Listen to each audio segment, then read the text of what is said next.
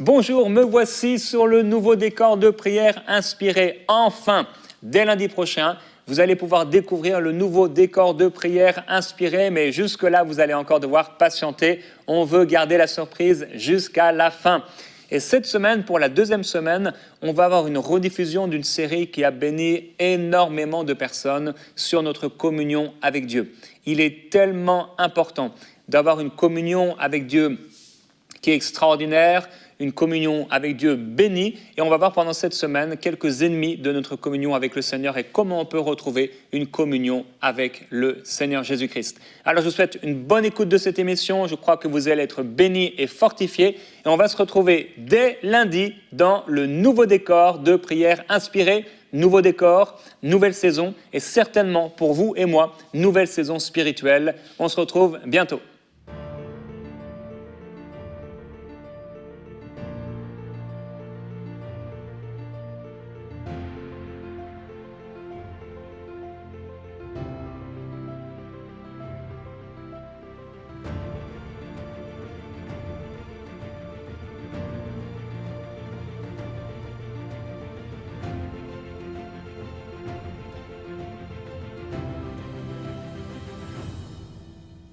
Bonjour et bienvenue dans Prière Inspirée. Je suis heureux de vous retrouver pour cette semaine où nous allons regarder quelques trésors, découvrir quelques trésors des épîtres de Jean. Parfois, ce sont des livres qu'on oublie, ceux qui sont un peu juste avant l'Apocalypse, des livres courts, et on peut les oublier. Pourtant, l'apôtre Jean, qui était celui qui était ou qui pensait peut-être être le plus proche du Seigneur Jésus-Christ, a écrit ces épîtres et après une révélation profonde de l'amour de Dieu pour lui, il a été saisi par le Saint-Esprit et son épître est pleine de trésors. On va en découvrir quelques-uns cette semaine. Alors, je vous encourage à me suivre dans cette aventure dans les épîtres de Jean, à aussi les lire, si vous le pouvez, à la maison pendant cette semaine. Et le Saint-Esprit, certainement, vous parlera au-delà de mes mots, au-delà de mes paroles et même au-delà de nos temps de prière ensemble. Le Saint-Esprit, je crois, va approfondir les paroles que vous avez entendues, les vérités que vous avez entendues pour vous amener dans des révélations nouvelles qui vont vous édifier, vous fortifier dans votre relation et votre intimité avec Dieu. Alors aujourd'hui, on va se poser la question, est-ce qu'on peut vivre dans le péché et être en communion avec Dieu? Ce ne sera pas la seule question à laquelle on va répondre. Je crois que vous allez être fortifiés dans votre intimité avec Dieu. Stéphanie nous donne un témoignage aujourd'hui. Elle dit « Je rends gloire à Dieu pour la guérison qu'il m'a accordée grâce aux émissions comme Prière Inspirée, aussi la soirée du surnaturel. En effet, j'ai fait l'objet d'une guérison progressive et maintenant tout va bien grâce à Dieu. Je souffrais de douleurs intenses au niveau des seins, du bas-ventre qui descendait jusque dans mes parties intimes, sans compter les maux de ventre à répétition, les nausées. Vraiment, mon corps était une mine de maladies. Mais depuis que j'ai découvert la chaîne EMCI et que je suis régulièrement les émissions, le Seigneur a agi et m'a guéri totalement. Gloire à Dieu. On est tellement reconnaissant jour après jour de découvrir les témoignages. Et ce matin, j'en ai lu quelques-uns avant cette émission et j'étais vraiment reconnaissant au Seigneur de voir et spectateur aussi tout ce que le Saint-Esprit fait à travers les émissions de MCI. Par son Esprit, on est reconnaissant à Dieu. Alors, j'aimerais parler à plusieurs d'entre vous qui vivaient dans le péché ou qui combattaient avec le péché et qui, quelque part, avaient soif de vivre une communion avec Dieu. Dans l'épître de Jean, il y a un verset qui est vraiment puissant. Au chapitre 5 et au verset 3, il est écrit « Car l'amour de Dieu consiste à garder ses commandements, et ses commandements ne sont pas pénibles. » L'amour de Dieu consiste à garder ses commandements. Si vous aimez Dieu, vous allez garder ses commandements. Et la bonne nouvelle, et vous devez l'accepter, vous devez vous en saisir, c'est que ces commandements ne sont pas pénibles. Les commandements du Seigneur ne sont pas pénibles. Et j'aimerais t'encourager là où tu es, si tu combats avec le péché, si tu as du mal à obéir à Dieu, à par la foi te saisir de cette parole. Les commandements du Seigneur à mon égard ne sont pas pénibles. Obéir à Dieu, pour moi, ce n'est pas pénible. Obéir au Seigneur, ce n'est pas difficile. Je peux obéir au Seigneur parce que j'aime Dieu. Et vous savez, ce qui va nous permettre de vivre la sanctification, ce qui va permettre au Saint-Esprit de travailler en nous parce que c'est lui qui nous rend saints, c'est notre amour pour Dieu. Parce que nous l'aimons, parce que nous voulons vivre pour lui, parce que nous voulons lui plaire et lui être agréable, parce qu'on l'aime. Plus on va l'aimer, et plus ce travail, cette œuvre de sanctification va pouvoir se faire dans notre vie. Les commandements du Seigneur ne sont pas pénibles. Et vous savez, Dieu n'est pas là pour nous accabler de commandements, nous accabler de lois rigides.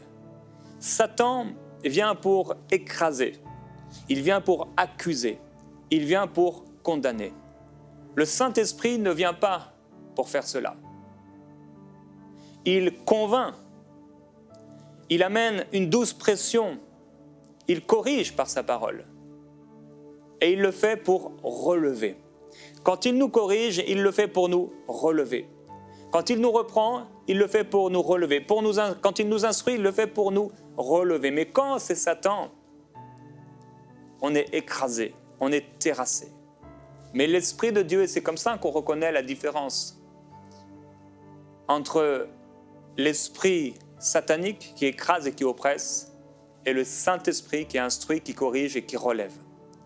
J'aimerais vous encourager aujourd'hui en vous disant que Dieu vous a tellement aimé que son désir et son but pour vous, ce n'est pas vous accabler de plein de lois au point où vous ne savez plus, vous ne pouvez plus aller ni à droite ni à gauche et vous êtes comme un robot.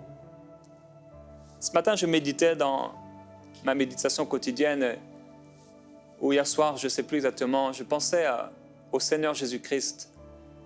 Et je me disais quand les disciples étaient avec Jésus, à aucun moment il les a envoyés dans les écoles des pharisiens pour étudier les textes, pour étudier la loi, pour passer des heures à essayer de déchiffrer, à interpréter. Et ils étaient chaque jour avec Jésus. Ils étaient simplement dans la présence de Jésus. Ils voyaient Jésus, ils parlaient avec Jésus comme on parle à n'importe qui, à un ami. Bien sûr avec un respect, un amour, etc. Mais ils étaient avec lui comme des hommes. Et ils étaient en sa présence. Ils étaient juste en communion avec lui. Et cet apôtre Jean avait la grâce de pouvoir se coucher sur la poitrine de Jésus, parfois. Comme j'ai souvent dit, c'est nous qui choisissons la distance entre Dieu et nous. À quelle distance on va se tenir de lui? Pierre a suivi Jésus de loin quand il a été arrêté. Mais celui qu'on retrouve au pied de la croix, c'est Jean. Certains l'ont suivi de très loin et certains même sont partis en courant.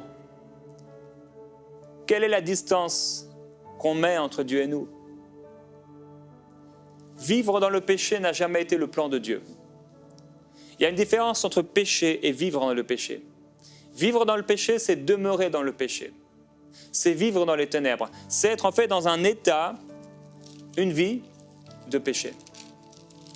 Et dans 1 Jean, au chapitre 1, l'apôtre Jean va dire « Voici le message que nous avons entendu de lui et que nous vous annonçons. » Jean a entendu de la bouche du Seigneur Jésus un message. Et il en parle, c'est le point culminant de ce chapitre ici, de sa lettre. Voici le message que nous avons entendu de lui et que nous vous annonçons. Dieu est lumière et il n'y a pas de ténèbres en lui. Si nous disons que nous sommes en communion avec lui et que nous marchions dans les ténèbres, nous mentons et nous ne pratiquons pas la vérité. Mais si nous marchons dans la lumière, comme il est lui-même lumière, nous sommes en communion les uns avec les autres et le sang de Jésus, son Fils, nous purifie de tout péché. Alors dans ce premier chapitre, on voit que nous pouvons être en communion avec Dieu, nous pouvons être dans la lumière et vivre dans la lumière et pourtant pécher ici et là. Nous pouvons donc vivre dans la présence de Dieu en pratiquant parfois ou en tombant parfois dans le péché. Mais Dieu veut que lorsque le juste tombe, il puisse se relever. Maintenant, par exemple, prenons le cas de quelqu'un qui vit en concubinage.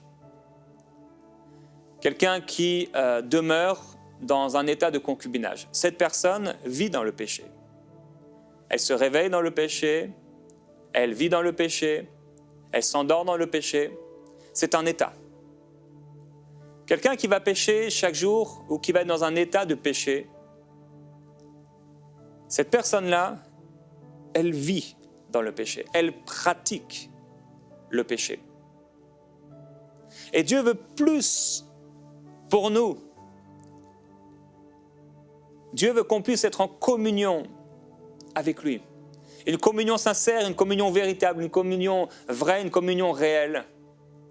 Dieu veut nous libérer. Ici, il dit qu'en fait, on peut être en communion avec Dieu, on peut marcher dans la lumière, et pourtant on peut pécher, parce qu'il nous dit, si nous confessons nos péchés, ça veut dire que même on peut avoir plusieurs péchés et pourtant être dans la lumière. Mais quand nous sommes dans la lumière, il y a un péché, c'est comme un trou noir quelque part sur la route.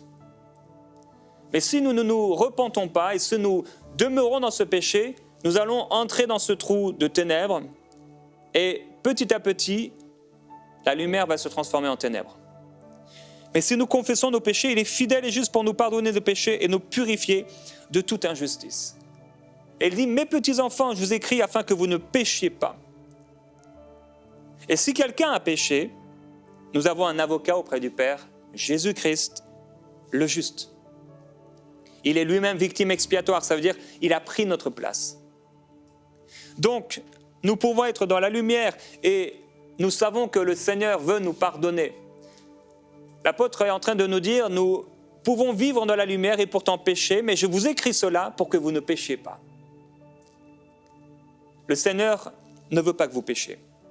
Et dans le livre de Jérémie, au chapitre 2,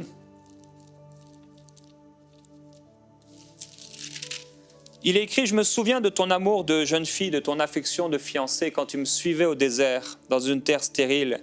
Israël était consacré à l'Éternel. Et le Seigneur va dire, quelle injustice vos pères ont-ils trouvé en moi pour s'éloigner de moi et pour se rallier à ce qui est vain et devenir eux-mêmes vanité. Ils n'ont pas dit où est l'Éternel. Et à la fin du chapitre 2, il dit, ils m'ont abandonné, moi, la source d'eau vive, pour se creuser des citernes crevassées qui ne retiennent pas l'eau. Et alors que le peuple est dans la désolation, le Seigneur dit, mais cela ne t'arrive-t-il pas parce que tu as abandonné l'Éternel ton Dieu au moment où il te conduisait dans la bonne voie? Vous vous souvenez de ce roi Nebuchadnezzar? Il a vu cette statue, cet arbre, et dans la vision de l'arbre, le songe de l'arbre, il a vu que l'arbre était enchaîné et il va se retrouver à vivre comme un animal. Et le Seigneur va le relever. Dans le livre de Daniel, le Seigneur parle et il dit « Tu vas être relevé ». Dans le chapitre 4, au verset 33, il dit « En ce temps, la raison me revint, l'honneur de ma royauté, ma gloire et ma splendeur me furent rendus. Mes conseillers et mes grands me réclamèrent, je fus rétabli dans ma royauté et ma grandeur ne fit que s'accroître. » J'aimerais dire à quelqu'un qui a pratiqué le péché ou à quelqu'un qui vit dans le péché que si tu reviens à Dieu, ta vigueur ne va faire que de s'accroître. J'aimerais dire à quelqu'un qui est tombé malade parce qu'il a ouvert une porte au péché, que lorsque tu vas te repentir sincèrement, ta guérison va germer promptement et le Seigneur va te rétablir. J'aimerais dire à quelqu'un qui a péché, et peut-être dans le domaine des finances, ou qui a péché et ça a attaqué le domaine des finances, que si tu te repens et si tu reviens au Seigneur, le Seigneur va rétablir ta situation financière, et plus que rétablir, le Seigneur va amener sa gloire et sa bonté dans ta prospérité financière. Le Seigneur va prendre soin de toi. Dans Marc, au chapitre 24, le Seigneur nous parle d'une image qui est très forte et c'est plus qu'une image dans Matthieu 24. il parle de ce jour où il va revenir et il dit « Pour ce qui est du jour et de l'heure, personne ne connaît ni les anges des cieux, ni le Fils, mais le Père seul. Comme au jour de Noé, ainsi en sera-t-il à l'avènement du Seigneur, du Fils de l'homme. Car dans les jours qui précédèrent le déluge, les hommes mangeaient, ils buvaient, ils mariaient leurs enfants. Jusqu'au jour où Noé entra dans l'arche, et ils ne se doutèrent de rien, jusqu'à ce que le déluge vienne et les emporte tous. Il en sera de même à l'avènement du Fils de l'homme. Alors de 2 hommes qui seront dans un champ, l'un sera pris et l'autre laissé. De 2 femmes qui moudront à la meule, donc qui travailleront, l'une sera prise et l'autre laissée. Veillez donc, puisque vous ne savez quel jour votre Seigneur viendra. Sachez-le bien, si le maître de la maison savait à quelle veille de la nuit le voleur doit venir, il veillerait et ne laisserait personne percer sa maison. Et en effet, si vous saviez, alors que vous pratiquez ou que vous vivez dans le péché, que Jésus revenait aujourd'hui même, il est évident, il est certain qu'aujourd'hui, vous passeriez par la repentance. Mais nous ne savons ni le jour ni l'heure. Et c'est pourquoi il termine en disant « C'est pourquoi vous aussi tenez-vous prêts, car le Fils de l'homme viendra à l'heure où vous n'y penserez pas. » J'aimerais vous rappeler, frères et sœurs, que le Seigneur Jésus-Christ revient. Il revient chercher une église qui est sainte, une église qui est pure. Tu ne peux pas vivre dans le péché et être en communion avec Dieu. Ta communion avec Dieu sera tellement attaquée, tellement affaiblie par ton péché. Quand nous vivons dans le péché, c'est nous-mêmes qui mettons sur nous un voile, le voile du péché. Et on a du mal à voir. On n'a plus d'assurance devant Dieu parce que notre conscience, notre cœur nous condamne devant Dieu. Et c'est cette condamnation qui met sur nos yeux comme des lunettes de bois au point où nous ne pouvons plus voir. Et nous ne bénéficions plus de cette communion avec le Saint-Esprit. Le Seigneur va aujourd'hui enlever tes lunettes de péché. Il veut te faire sortir de cet état de péché pour que tu puisses vivre en communion avec lui. Alors on peut pratiquer le péché ici et là et être en communion avec Dieu, mais cette communion va être tellement affaiblie. On ne vivra pas la bénédiction. C'est comme l'histoire du fils prodigue. Quand il s'est éloigné du Père et qu'il a commencé à vivre dans le péché, plus il a vécu dans le péché, plus le Père était loin de son cœur. La communion avec son Père était loin. Même les pensées, il ne pensait plus au bout d'un moment à son Père. Peut-être ici et là, il y pensait de temps en temps, ça lui revenait. Mais au début, il a commencé à dilapider son argent, il a été avec les prostituées, etc.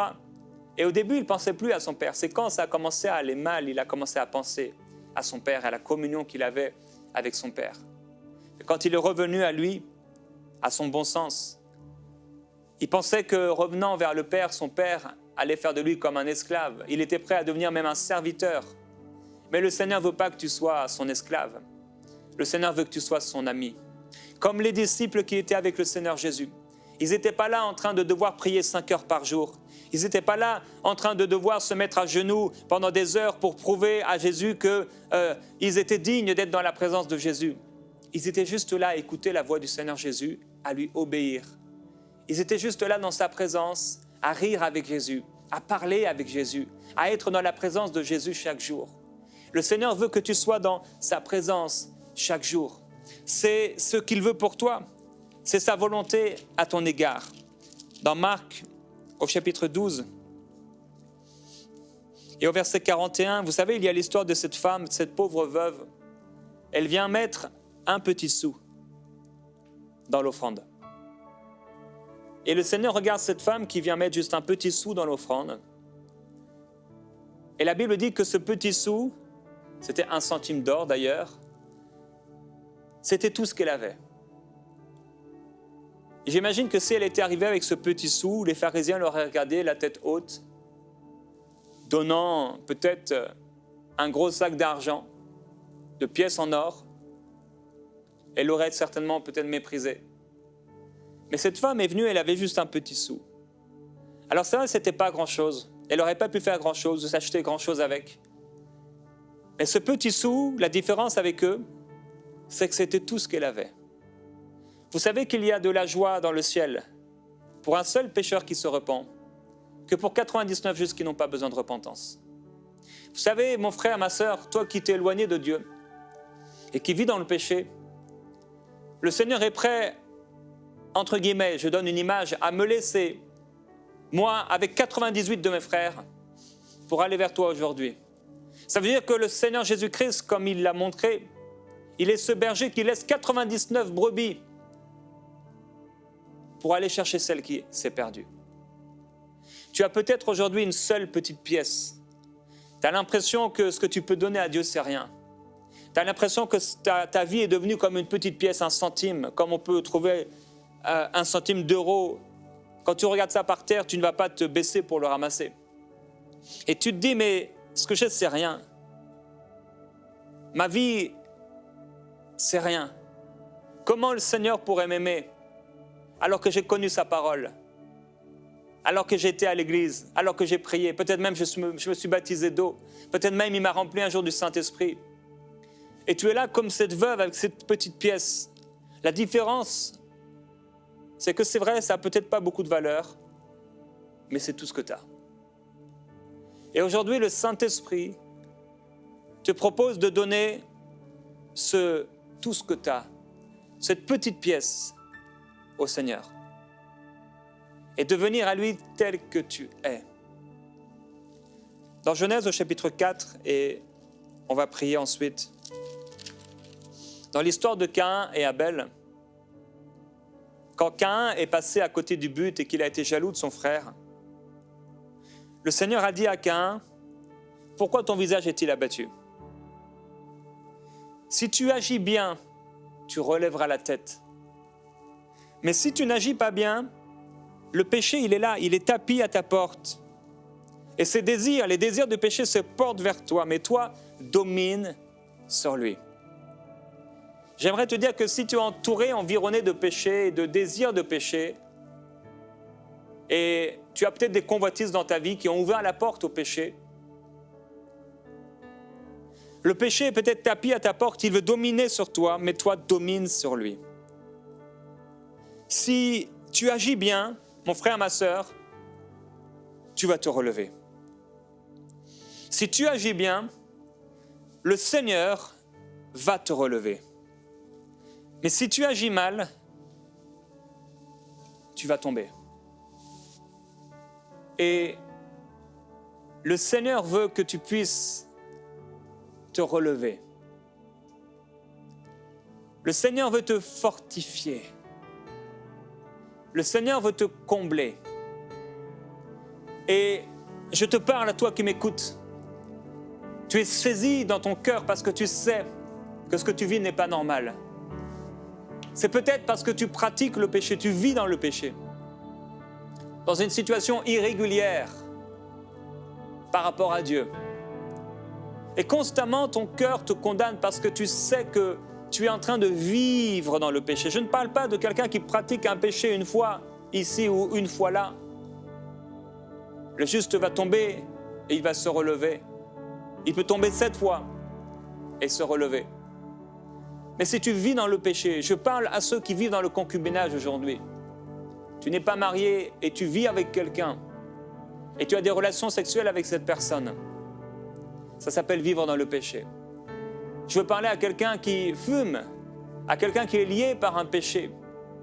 Et c'est chaque jour, encore et encore, tu vis avec cela. Le Seigneur veut t'en délivrer. Le Seigneur veut t'en libérer. Et parfois, j'ai entendu de ceux qui fumaient et qui disaient « Mais ce n'est pas un péché plus grand que les autres, celui-ci, il se voit. » Mais il y a des gens qui, dans leur cœur, ont des péchés aussi cachés. Ils ne se voient pas, mais ils sont là dans leur cœur. Et oui, c'est vrai. Mais la question, c'est « Et toi, par rapport à Dieu ?»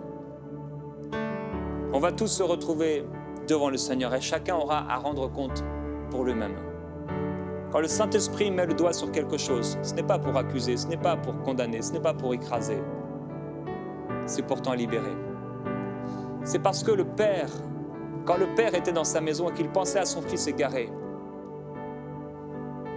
certainement, s'il avait pu écrire une lettre à son fils, il aurait dit à son fils, quitte ton péché.